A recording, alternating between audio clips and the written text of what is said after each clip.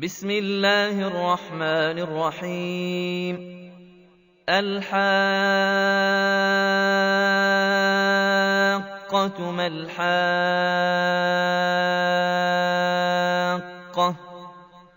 وما أدراك ما الحاقة كذبت ثمود وعاد بالقارعة فأما ثمود فأهلكوا بالطاغية وأما عاد فأهلكوا بريح صرصر عاتية سخرها عليهم 7 ليال و8 أيام حسوما فترى القوم فيها صرعى كأنهم أعجاز نخل خاوية فهل ترى لهم من باقية وجاء فرعون ومن قبله والمؤتفكات بالخاطئة فعصوا رسول ربهم فأخذهم أخذة رابية إنا لما طغى الماء حملناكم في الجارية لنجعلها لكم تذكرة وتعيها أذن واعية فإذا نفخ في الصور نفخة واحدة وحملت الأرض والجبال فدكتا دكة واحدة فيومئذ وقعت الواقعة وانشقت السماء فهي يومئذ واهية والملك على أرجائها ويحمل عرش ربك فوقهم يومئذ 8 يومئذ تعرضون لا تخفى منكم خافية فأما من أوتي كتابه بيمينه فيقول هاؤم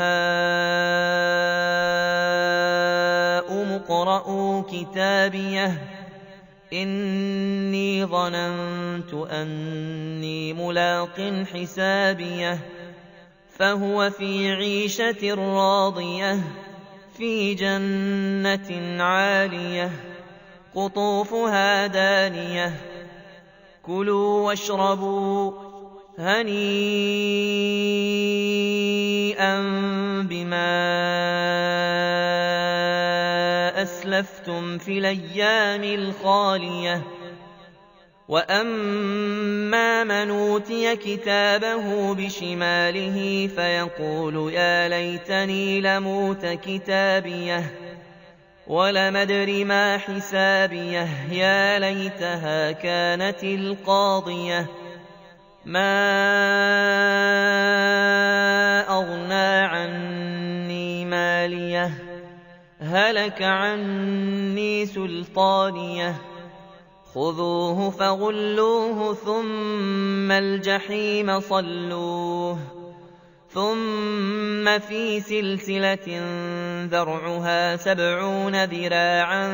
فاسلكوه إنه كان لا يؤمن بالله العظيم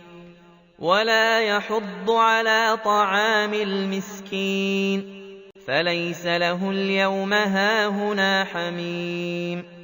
ولا طعام إلا من غسلين لا يأكله إلا الخاطئون فلا أقسم بما تبصرون وما لا تبصرون إنه لقول رسول كريم وما هو بقول شاعر قليلا ما تؤمنون ولا بقول كاهن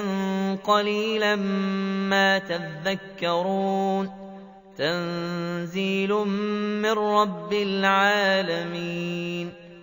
ولو تقول علينا بعض الأقاويل لأخذنا منه باليمين ثم لقطعنا منه الوتين فما منكم من أحد عنه حاجزين وإنه لتذكرة للمتقين وإنا لنعلم أن منكم مكذبين وإنه لحسرة على الكافرين وإنه لحق اليقين فسبح باسم ربك العظيم